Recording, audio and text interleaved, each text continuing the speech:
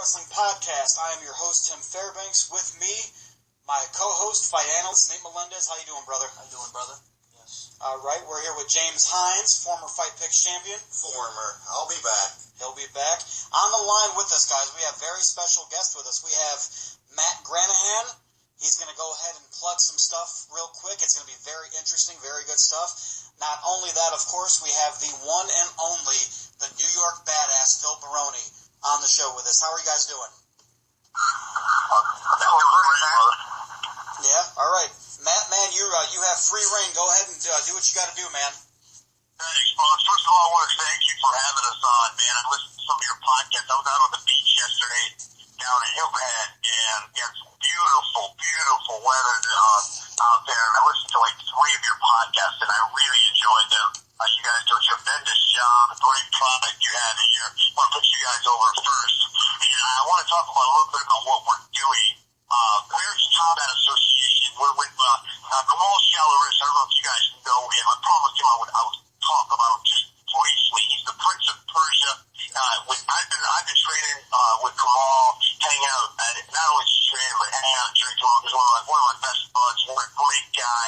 He's came to the United States. Came to the United States via the UK, where he was on their national team for freestyle wrestling. Before that, he was an outstanding freestyle wrestler, junior national champion in Iran. And Kamal and I used to train together at a school called Competitive Training Center in Austin, Texas, when I lived in Austin. And he was an outstanding training partner, outstanding friend, great drinking buddy, good guy all around. And the interesting thing is, back in those days, and I'm going back now about 10 years ago, Kamal always in the back of his mind thought about professional wrestling. We used to sit there together, whether we were after practice or hanging out at the bars, and he used to watch the iconic Iron Sheik WWE Hall of Famer, and he used to really enjoy watching Iron Sheik, not as much in the ring as the promos of the Iron Sheik. And you guys know Iron Sheik is a very entertaining fellow.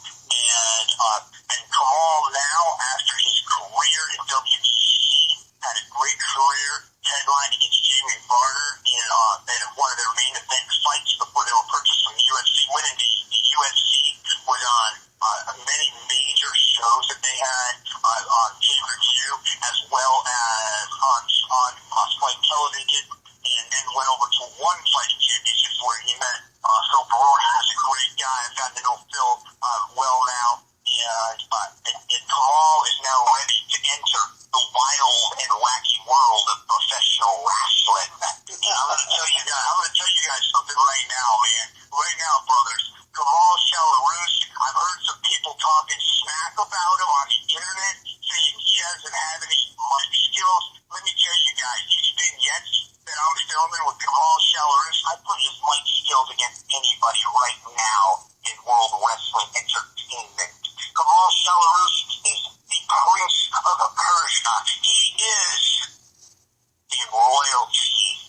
He is the reigning champion. He is the Iron Sheik turned up 10 notches with his gorgeous bevy of classy ladies. He does not drink beer from a cheap can. He sips the finest of wines from a golden goblet provided by his master Sommelier.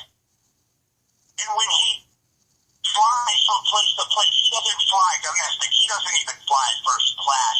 He has his own private jet because he is the Prince of Persia. When he walks by, nuns question their vows. And when you guys see these vignettes, brothers, I think as professional wrestling fans, especially those of us that are a little long in the tooth, getting into middle age like myself, that grew up on guys like the $1 Million Man, Ted DiBiase, and the Iron Sheik, I think you guys are going to see that Kamal Shalaris is one of the best stickmen in the business. One other quick thing I wanted to plug, we're talking about professional wrestling and mixed martial arts. Back in the day, about 10 years ago, I was down in the great state of California, Southern California, training at Combat Submission Wrestling with the great Eric Paulson, and he and I did a book together, which is the definitive history of mixed martial arts and professional Wrestling. And if you don't own this book, and if you're listening to this podcast,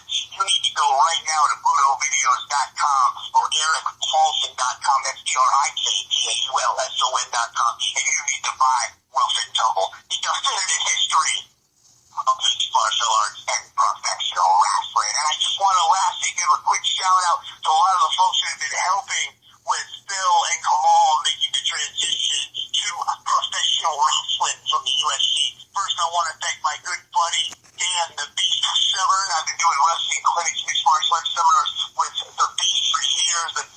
Been doing his booking as of late. I had a good run with him last weekend before last actually, and we concluded with the Beast, which is a very entertaining show that we do, a bar show that we do, and I want to take that Beast with the Beast concept, and I want to apply that to the New York badass Phil Baroni and make it bar hopping with the badass. And that's about all I have to say, and I actually do want to thank the great Gina Bell, who hooked me up with the Rowdy Piper last night. I want to also thank Billy Wicks, who's been a great mentor to me over the years, for hooking us up with all the Memphis wrestling connections that he has. And I got on the horn earlier today with a Diamond Dallas Page as well, and he is fired up as well about Phil Baroni and Kamal Shalaroos. These guys are for real, and they are going to take the professional wrestling world by storm, brothers.